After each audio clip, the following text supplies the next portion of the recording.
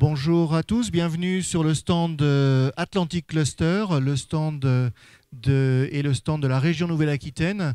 Donc le Atlantic Cluster, le cluster nautique et naval en Nouvelle-Aquitaine. 5 ans après le vote de la première feuille de route Néoterra, la région Nouvelle-Aquitaine a réaffirmé en 2023 le déploiement de solutions au bénéfice de toutes et tous afin de mettre en œuvre les transitions à l'horizon 2030 au travers de 3 principes. Donc, dans une nouvelle version 2023 de la feuille de route Néoterra, renforcer l'adaptation au dérèglement climatique. Deuxièmement, intégrer une seule santé dans son acception globale, mêlant l'humain à son écosystème comme pilier de l'action. Et troisième principe, reconnaître les solidarités comme condition sine qua non d'une transition réussie. La feuille de route des industries nautiques et navales en Nouvelle-Aquitaine 2023-2028 permet d'obtenir une vision stratégique partagée pour le développement des industries nautiques et navales. Et la région, dans cette feuille de route, a défini 4 orientations stratégiques et un facteur clé de succès. La première orientation stratégique de cette feuille de route consiste à accompagner la transition énergétique et écologique de la filière, énergie verte, matériaux durables, économie circulaire et nouvelles pratiques. Le facteur clé de succès, c'est de développer et de structurer l'innovation. Les objectifs de cette feuille de route régionale sont premièrement de réduire l'impact des activités nautiques et navales sur l'environnement, de sensibiliser les usagers et encourager les bonnes pratiques, et troisièmement de devenir la figure de proue de la transition écologique et leader sur le marché du nautisme vert. Cette feuille de route a défini également 4 principaux axes d'intervention prioritaires pour la transition énergétique et écologique des industries nautiques et navales, les énergies vertes avec la propulsion vélique, électrique, les batteries, l'hydrogène, les biocarburants, le mix énergétique, l'optimisation des équipements, les matériaux durables, durabilité, éco-conception, produits biosourcés, allègement des matériaux, fibres végétales, l'économie circulaire avec évidemment la trilogie réduire, réutiliser, recycler, le refit, le rétrofit, la déconstruction de navires, le collecte et le recyclage des déchets, des démarches d'écologie industrielle et territoriale et enfin les nouvelles pratiques avec la sobriété, la location, la copropriété, le tourisme durable. Pour parler de toutes ces questions, je suis Thomas Dupérat du Bureau d'études maritimes et j'ai le plaisir d'accueillir aujourd'hui Fanny Jacques, AMB, Atelier mécanique du bassin. Bonjour. Bonjour. J'ai à côté d'elle donc Arnaud Keruchet, ADV Propulse. Bonjour. Bonjour à tous. Fabrice Jolivet de Maloric. Bonjour. Et Laurent Darold du chantier de l'Arsenal. Bonjour. Alors, cette table ronde vous est présentée par Atlantic Cluster, le cluster nautique et naval en Nouvelle-Aquitaine, la région Nouvelle-Aquitaine, en partenariat avec la CDA de La Rochelle, Rochefort-Océan et la communauté de communes d'Onis Atlantique. Alors, pour commencer, peut-être, Laurent Darold, puisque vous avez le micro, est-ce que vous pouvez nous présenter les chantiers de l'Atlantique, chantier de l'Arsenal, pardon. Quelle est votre activité ? Oui, on n'est pas encore tout à fait les chantiers de l'Atlantique quand même. Notre activité, c'est de construire des catamarans entre 15 et 30 mètres de balade à la journée pour quelques jours, quelques heures, quelques heures jusqu'à une journée entière. Donc c'est des grandes plateformes qui emmènent entre 30 et 250 personnes sans couchage à bord. Alors la particularité de nos bateaux, c'est d'être quasiment pour l'essentiel des bateaux à voile. Et une des idées majeures, c'est effectivement de proposer des balades à la voile plutôt que des balades en bateau à moteur. Et alors comment est-ce que vous répondez à cette feuille de route de la région Nouvelle-Aquitaine? Comment est-ce que cette transition énergétique et écologique, comment est-ce que vous la mettez en œuvre à l'intérieur des chantiers d'Arsenal? Alors nous, il y a 3 axes finalement de développement. Et le premier, c'est le mode de construction de nos bateaux, puisqu'on a développé une technique qui permet de fabriquer les bateaux en composite sans construire de moule au préalable. Donc ça nous permet de faire des bateaux sur mesure, qui dans ce type de bateau-là, ce qui est une nécessité, ça nous permet de fabriquer des bateaux sur mesure en composite et donc légers pour un usage justement efficace en énergie derrière. Alors cette technique, elle a plein d'avantages, en particulier de permettre le développement de l'usage des matériaux qui sont plus difficiles à mettre en œuvre quand on a un moule. Ça, c'est un premier sujet. Et puis, évidemment, le fait de ne pas faire de moule, en fait, on diminue considérablement la quantité de matière consommée et les déchets qui vont avec. Donc vous êtes vraiment sur la partie matériaux durables et économie circulaire, on pourrait dire, dans les axes d'intervention de la feuille de route. Oui, tout à fait. Alors le deuxième volet pour nous, c'est l'usage, qui est un élément majeur de la carbonation de nos activités, du dégagement carbone des activités nautiques. Donc le fait, je le disais tout à l'heure, le fait de faire des bateaux légers et rapides, ça nous permet de proposer des solutions véliques ou de propulsion électrique, parce qu'on a besoin de peu de puissance pour pousser nos bateaux. Donc on a, je dirais, nos bateaux intrinsèquement proposent vraiment une solution de décarbonation forte de cet ordre. Alors l'autre objectif, l'autre axe d'intervention, ce sont les énergies vertes et la propulsion vélique. Fabrice Jolivet, Maloric, que fait Maloric? Que propose Maloric? Alors chez Maloric, on a transposé les technologies aéronautiques pour aller développer un système de traction par kite, pour aller hybrider des bateaux, mais pas que des bateaux à moteur, des bateaux à voile aussi, plutôt sur un aspect sécuritaire. Et l'objectif, c'est d'utiliser l'énergie qui est gratuite et infinie du vent pour aller réduire les besoins en carburant et proposer une solution de propulsion alternative. Et vous êtes à la fois dans l'industrie nautique et navale, hein, c'est ça, puisque vous travaillez également pour la pêche professionnelle? On travaille avec des pêcheurs, notamment pêcheurs de Saint-Jean-de-Luz, et puis on a un projet en cours avec un pêcheur de Saint-Malo. C'est un secteur qui est un peu compliqué à aller approcher, il faut des systèmes 100% automatisés parce que les pêcheurs, ils ont des journées conséquentes, ils se focalisent sur la pêche.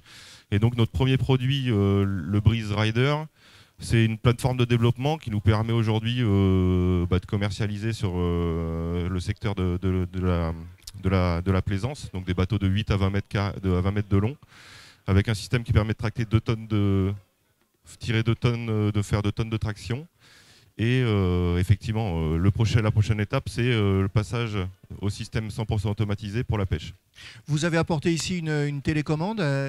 Quelle est son utilité? Alors ça, c'est la télécommande qu'on utilise sur notre produit Breeze Rider. Il a 2 intérêts, c'est pouvoir avoir un aspect ludique pour la plaisance.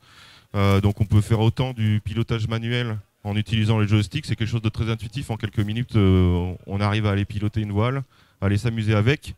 Mais aussi l'intérêt, c'est d'aller économiser. Et donc on a mis en place 2 modes de pilotage automatique où là, on va pouvoir aller positionner la voile en mode statique pour aller faire aller tirer un cap, ou aller augmenter la puissance avec un vol dynamique de la voile, où là, elle va commencer à faire des 8 en oscillant, elle prend de la vitesse, et donc elle vient générer beaucoup plus de force qu'une voile classique pour la même superficie.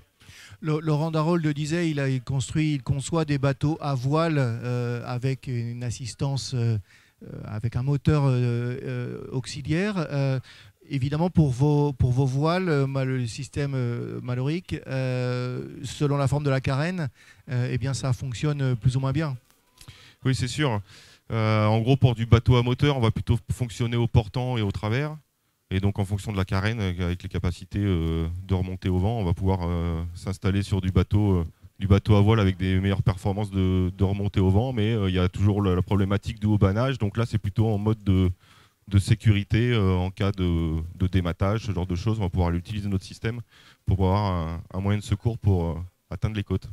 Et où en êtes-vous du développement de vos produits? Sont-ils en vente sur étagère ou où en êtes-vous? On a commercialisé depuis novembre dernier et vendu notre premier produit à une entreprise allemande qui l'utilise depuis. On a un démonstrateur aussi sur le port de La Rochelle. Et puis on fait évoluer toujours ce produit pour améliorer nos logiques d'autopilote, améliorer les performances de nos voiles. Mais c'est un produit qu'on distribue dès à présent. Et l'objectif, vous le disiez tout à l'heure, c'est que ce soit facile pour l'utilisateur, à la fois pour lancer la voile de kite et pour la récupérer.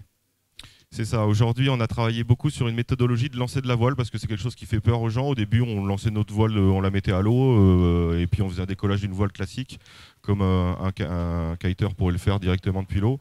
C'est quelque chose qui amène son lot de difficultés. Donc nous, on a mis en place une méthodologie qui permet d'utiliser un simple petit mât avec une poulie. On vient tirer sur une ligne, ça nous fait monter la voile en haut du mât, elle se met sous tension.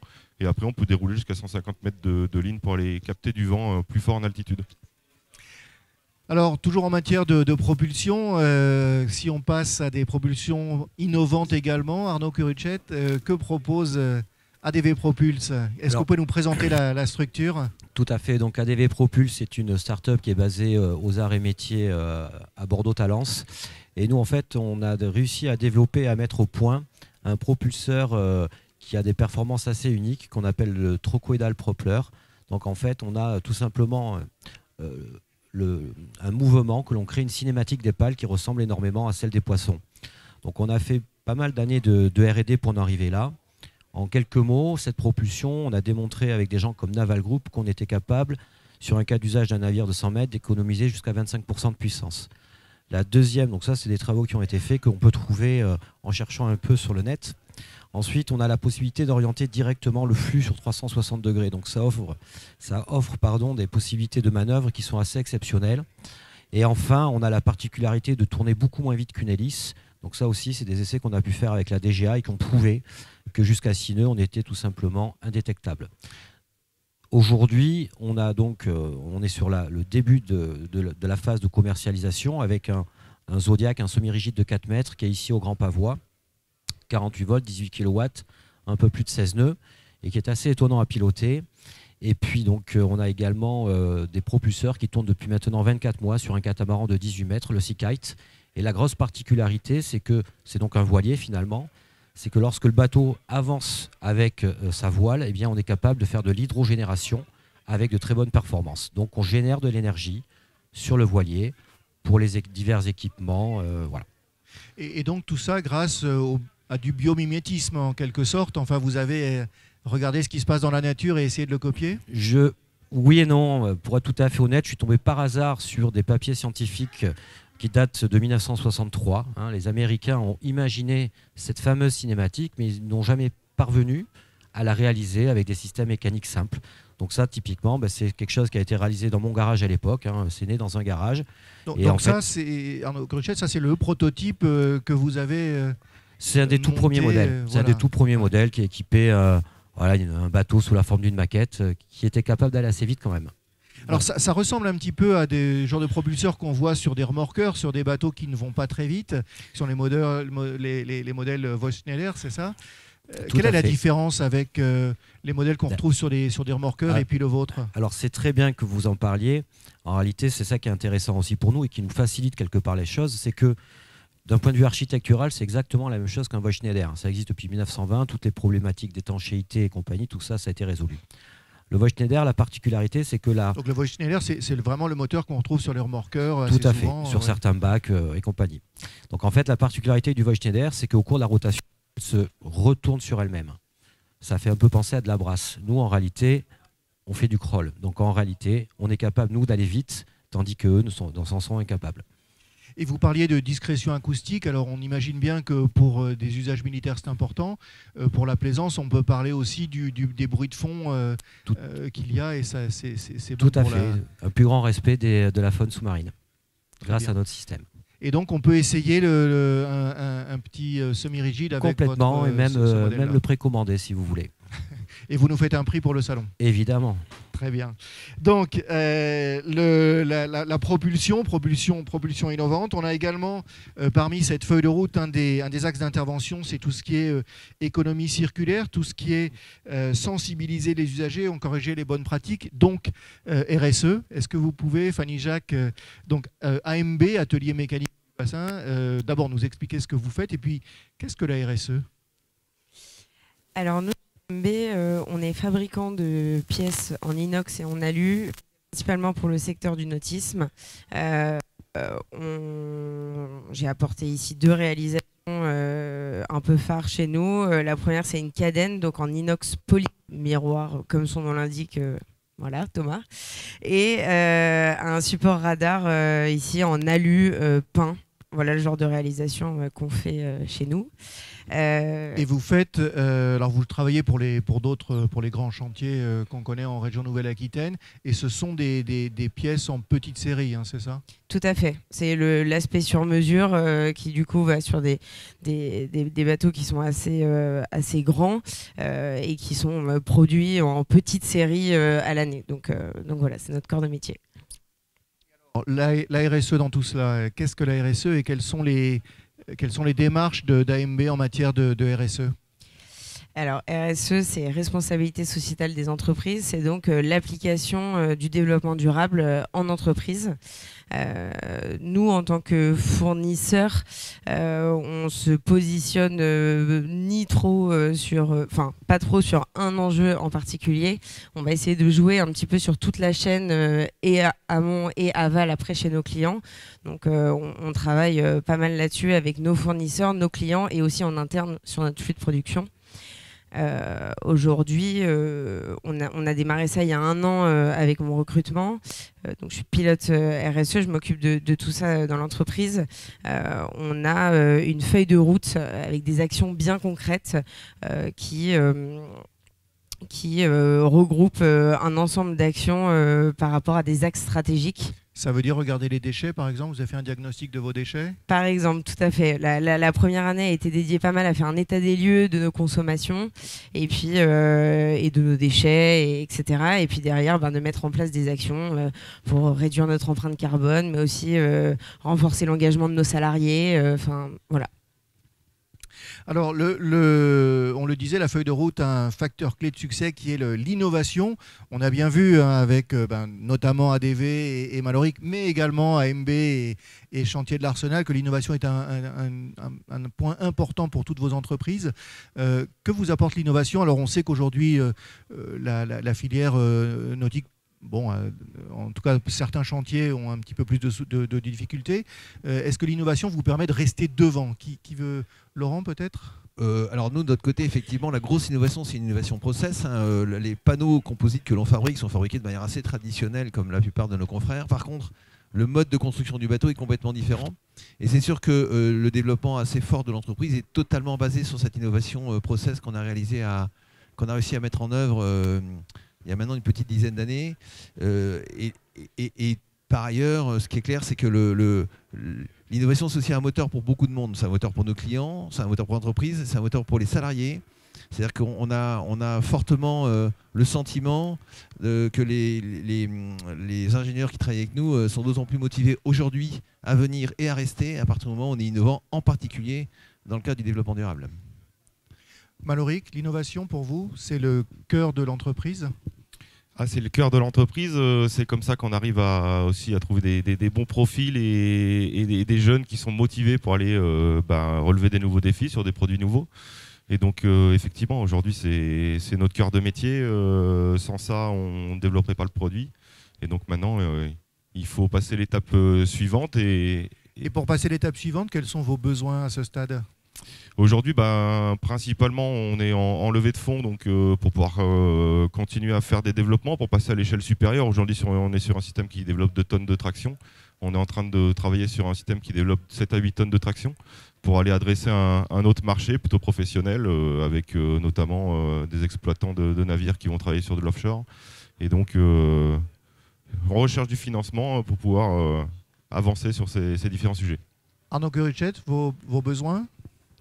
Mes besoins, c'est un peu personnel. Non, je plaisante. C'est vrai que quand on est dans l'innovation comme nous, c'est extrêmement difficile de trouver des financements, clairement. C'est de l'industrie, ça coûte cher, les démonstrateurs. Et c'est vrai qu'il y a une grande difficulté à passer de la phase de proto, de démonstrateur, à la phase réellement produit, process maîtrisé. Voilà. Et c'est vrai que c'est compliqué, en effet, on est tous dans le même cas. Essayer de lever des fonds pour que l'aventure se continue. Ce que l'on fait tous ici, ça a du sens. Peut-être pas pour nous, mais pour les suivants. Et voilà, ce serait bien qu'on y arrive. Fanny Jacques, les besoins d'AMB, qu'est-ce qu'on peut vous souhaiter pour 2025 qui arrive au bout? Figurez-vous que nous aussi, on a décidé d'innover. On a un projet dont je peux malheureusement pas vous parler aujourd'hui, mais qui a nécessité pas mal de recrutement pour renforcer notre bureau d'études. Et puis, malgré un marché qui est un petit peu tendu en ce moment dans le nautisme, on est toujours à la recherche de bons profils, notamment en chaudronnerie, pour venir appuyer ces projets d'innovation. Donc vous recrutez et l'innovation est au cœur de l'entreprise AMB également. Laurent Darold, dans vos besoins, vous en avez pour partie comblé quelques-uns avec votre tout nouveau bâtiment. En un mot, peut-être, votre nouveau bâtiment éco-conçu. Oui, alors c'est le troisième axe dont je parlais, enfin j'ai parlé des deux premiers. Le troisième, c'est le bâtiment lui-même pour construire nos bateaux. Nous, c'est ces grandes plateformes qui font jusqu'à 13 mètres de large. On a besoin d'un très grand bâtiment. On n'avait pas ça disponible sur La Rochelle et on a décidé de lancer la construction d'un bâtiment assez exemplaire, ou plutôt très exemplaire, puisque on a lancé un bâtiment de 4000 m² qui est en cours de finition aujourd'hui et qui coche un peu toutes les cases possibles de développement durable. On est très au-delà de toutes les normes en vigueur aujourd'hui. Donc c'est un bâtiment qui est intégralement en bois. Le seul béton qu'il y a, c'est la dalle. Le reste est intégralement en bois. Il est chauffé par géothermie et aujourd'hui presque unique sur la CDA. Évidemment, il est bardé de panneaux solaires, il est isolé avec de la laine de bois et non pas de la laine de roche, avec une isolation particulièrement forte pour à la fois, évidemment, avoir chaud l'hiver et ne pas avoir trop chaud l'été, très important. Donc par exemple, on a fait le choix on fait un plateau de 400 m² de bureau sans aucune climatisation. Donc ce sont des choix assez forts. Et puis après tout va avec, hein. On récupère l'eau de pluie, etc. Enfin, je ne vais pas vous faire une liste à l'après-vert, mais on a lancé ce bâtiment, on va dire un peu comme un pari, parce que c'est sûr que c'est un gros investissement pour nous. Et cette partie développement durable alourdit un petit peu le coût du bâtiment, sans que ce soit si simple que ça, mais ça l'alourdit quand même. Mais on est aujourd'hui, alors on rentre dans ce bâtiment dans 6 mois, donc on vous dira plus précisément ce qu'il en est, mais ce qui est clair, c'est que c'est aujourd'hui un vrai fer de lance pour l'entreprise, à la fois pour ses salariés, ce que je disais tout à l'heure, pour la motivation, pour les clients, quand on amène à voir ce bâtiment, on va déjà voir ce bâtiment avec nos clients et c'est très impressionnant. Et je pense que c'est une démarche qui j'espère, sera suivie par d'autres constructeurs. Merci beaucoup, Fanny Jacques, AMB, Atelier Mécanique du Bassin. Merci Arnaud Curuchet, ADV Propulse. Merci Fabrice Jolivet, Maloric. Laurent Darold, Chantier de l'Arsenal. On le voit, les 2180 entreprises du nautisme et du naval en Nouvelle-Aquitaine innovent. Elles répondent clairement au défi qui est d'accompagner la transition énergétique et écologique de la filière grâce aux 8500 emplois de cette filière, une filière qui recrute, on l'a vu. Cette table ronde était proposée donc par Atlantic Cluster avec la région Nouvelle-Aquitaine. Merci beaucoup.